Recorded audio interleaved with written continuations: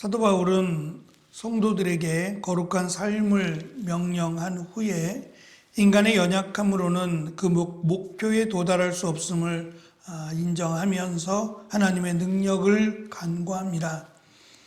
우리가 읽은 23절의 이 말씀은 그리스도인의 성화와 구원의 과정을 하나의 문장으로 정리한 선언문과 같다고 할 수 있습니다. 먼저 성화의 주체는 하나님께서 우리 스스로 거룩하게 될 수 없다라는 것을 하나님이 아시고 하나님께서 스스로 우리를 성화하게 거룩하게 도우신다라는 것을 강조합니다. 사도 바울은 하나님을 평강의 하나님이라고 평안의 하나님, 평강의 하나님이라고 부르는 것은 그 평강이라고 하는 보통 구약에서는 샬롬이라고 되어 있는 이 평강이 단순한 평안함이나 또는 화목함을 넘어 하나님께서 주시는 완전한 은혜, 당시에는 전쟁의 종말을 의미하기도 했지만 하나님이 주시는 완전한 은혜인 종말론적인 구원을 의미하기 때문에 사도 바울은 평강의 하나님이라고 강조했습니다. 하나님은 우리에게 영원한 은혜를 허락하시고 깨어진 관계를 회복하게 하시는 구원의 근원이 되시는 분임을 이 단어로 평강의 하나님이라고 하는 표현으로 강조합니다.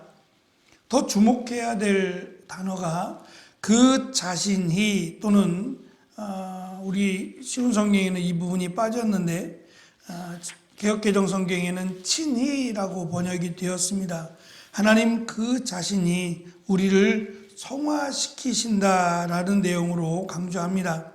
최종적으로 이 성화를 완성하고 보장하는 주체가 오직 전능하신 하나님뿐임을 선언합니다. 비록 우리의 노력이 부족하고 좌절과 실패를 경험할지라도 하나님은 시작하신 일을 멈추지 않고 우리를 온전함으로 이끄신다라는 내용입니다. 다시 말하면 하나님의 자녀 또는 구원받은 하나님의 백성이 되기 위해서는 거룩해야 하고 온전해야 합니다.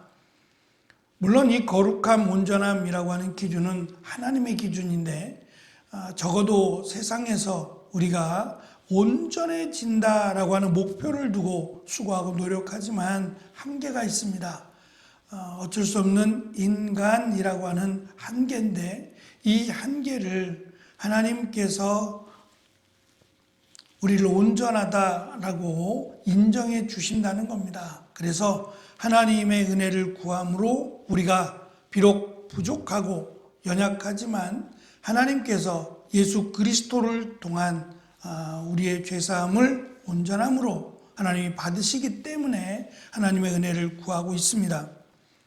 그 범위를 생각해 보면 온 영과 혼과 몸과 전 인격을 다해서라고 고백을 합니다. 세 개의 단락으로 나누어서 영과 혼과 몸이라고 설명을 합니다. 이것은 보통 2분설이니 3분설이니 해가면서 학교 다닐 때에는 그것들로 인해서 논쟁도 있었어요. 하지만 이 부분은 당시 그리스인들 또는 철학가들이 이렇게 나누었답니다. 인간을 영과 혼과 몸으로 이렇게 나누어서 생각을 했다고 합니다. 세 개로 나누었다, 두 개로 나누었다라는 것보다도 더 중요한 것은 우리의 전부, 내적이나 외적으로 전부 다를 의미하는 것이다 라고 보면 좋을 것 같습니다. 우리의 모든 것을 다해서 하나님께 예배드린다라고 하는 표현으로 보면 좋을 것 같습니다. 다만 흥미로운 점은 보통 인간을 혼과 또는 몸이라고 나누는 반면에 우리는 예수 그리스도를 믿음으로 영이라고 하는 우리는 성령으로 사실은 받아들입니다. 예수 그리스도를 믿음으로 우리에게는 성령이 임재하신다라고 하는 의미에서 이렇게 받아들여서 영과 또 혼과 몸, 이 세 분류인 전체 인간이 하나님 앞에 거룩하게 사용되어야 된다라는 부분을 강조해 줍니다. 당시 몸을 경시했던 그리스의 철학과는 달리 바울에게는 몸은 구원받고 보존되어야 할 필수적인 부분으로 강조합니다. 당시에 유대인들도 그래 왔습니다. 이 영향을 받아서 우리의 몸은 마치 함부로 해도 우리의 영혼만 깨끗하면 되는 것처럼 제일 중요한 것은 영혼이지, 보이지 않는 영혼이지 몸은 그리 중요하지 않다라고 생각해 왔습니다. 하지만 사도 바울은 우리의 몸 또한 하나님으로부터 받은 몸이기 때문에 합당하게 우리의 영혼 그것과 분리되어서 볼 것이 아니라 함께 더불어서 거룩해야 한다라는 것을 강조하므로 하나님께서 받으시기 원하시는 것은 영혼만이 아니라 우리의 몸도 거룩한 산 제물로 받으시기를 원한다라는 것을 강조하고 있습니다. 마지막으로 이 성화의 목표는 주님이 다시 오실 때까지 흠 없게 보존되는 겁니다. 하나님의 이 거룩하게 하시는 역사의 최종 목표는 우리 주 예수 그리스도께서 강림하실 때에 흠 없게 보존되는 것임을 강조합니다. 사도 바울은 성도들이 마지막 종말의 심판대 앞에 섰을 때 그 누구도 비난할 수 없는 흠 없는 상태로 발견되기를 기도하고 있습니다. 이건 사실 우리의 목표입니다. 우리의 목표가 하나님이 보시기에 흠 없는 거룩한 그런 모습이기를 간구하고 또한 그렇게 되기를 성도들에게 권면합니다. 최선을 다하자라고 하는 의미일 겁니다. 그리고 받으시는 분은 하나님이시기에 하나님이 받으시기에 늘 부족합니다. 합당하지 않을 수도 있지요. 그러나 분명한 것은 예수 그리스도를 믿음으로 우리를 의롭다라고 하나님이 칭해 주셨다라고 하는 점입니다. 물론 그러니까 아무렇게나 해도 된다라는 그런 의미가 아니라 우리를 의롭다라고 칭해 준 기준입니다. 그 기준이 우리의 연약함, 우리의 부족함, 거기에 어느 정도냐에 대한 타당함을 논하자는 게 아니라 예수 그리스도를 믿음으로 의롭다함을 받은 것이 중요하다는 의미입니다. 그렇다면 반대로 우리가 그 의롭다 하심에 합당하도록 노력하는 것이 우리가 마땅히 해야 될 일이라는 겁니다. 저는 두 가지의 의미가 있다고 생각합니다. 하나는 우리의 모습을 보고 실망하지 말라는 겁니다. 우리가 완벽하고 우리가 거룩하고 우리가 흠 없어야 된다라고 따지게 되면 사실 너무 힘들게 살아가게 됩니다. 하나님께서 그들에게 율법을 주신 것은 죄를 짓지 않게 함입니다. 그런데 그 율법이 그들에게는 짐이 되고 멍해가 되었습니다. 율법대로 살아간다면 정말 숨 막힐 겁니다. 살아가면서 그 큰 율법이나 작은 율법이나 할 것 없이 율법을 온전하게 지킨다는 것은 사실 불가능하기도 하지만 정말 힘든 삶이 될 겁니다. 하나님이 원하시는 것은 율법을 지키고자 하는 마음, 그리고 율법에 합당하게 살아가고자 하는 마음이라고 생각합니다. 부족해도 하나님은 그들을 내치신 적 없고 율법을 다 지키지 못했다 그래서 그들을 진노하거나 심판하신 적이 없습니다.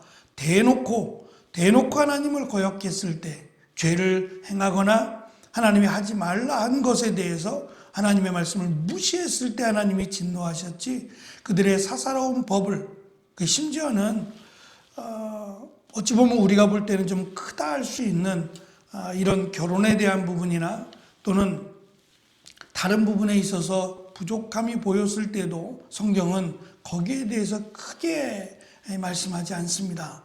우리의 연약함을 하나님이 인정하신다는 의미이기도 하죠. 그래서 나를 보고 실족하고 나를 보고 절망하는 일이 없도록 하나님이 오히려 우리를 위해서, 성령께서 우리를 위해 말할 수 없는 탄식으로 기도하신다라고 강조한 것처럼 우리를 온전케 하시고 우리를 흠없게 보존하시는 분이 하나님이시다라는 것을 우리에게 권면함으로 희망을 주고, 또 한편으로는 믿는다 하면서 그 믿음 하나로 어떻게 살아도 괜찮다라고 하는 잘못된 오류를 사도 바울이 지적하고 권면하기 위함이라고 봅니다. 구원받았으나 우리는 아직은 예수 그리스도께서 오실 때까지 우리가 마땅히 해야 될 일이 있습니다. 그래서 심지어는 구원을 이루라 라고까지 말한 것은 우리가 구원을 이룬다는 의미가 아니라 이 구원에 합당한 삶을 살라는 겁니다. 적어도 우리가 해야 될 것은 구원에 합당한 삶을 살도록 노력하는 일이고, 하나님이 우리를 위해서 우리를 온전하게 하시고 또 우리를 끝까지 지켜주신다라고 하는 것을 강조함으로 힘을 내라는 겁니다. 부족하지만 또 연약하지만 우리는 힘을 내어서 그 부르심에 합당한, 그리고 우리를 거룩하다 부르신 그 부르심에 합당하게 수고하고 노력하라라고 하는 두 가지 의미가 담겼다고 생각합니다. 현재 우리가 거룩함을 위해 노력하는 모든 도덕적 또는 영적인 노력은 결코 헛되지 않습니다. 이 모든 과정은 최종적인 구원의 완성인 그리스도의 강림을 향하여 나아가고 있다라고 사도 바울은 강조합니다. 힘써서 주님이 오시는 그날까지 힘써서 믿음의 길을 걸어갈 뿐만 아니라 우리를 도우시고 또 우리를 위해서 기도하신다 하신 하나님의 은혜를 기억함으로 담대함으로 오늘도 힘있게 살아가고 나아가는 귀한 은혜가 있기를 간절히 축원합니다. 기도하겠습니다.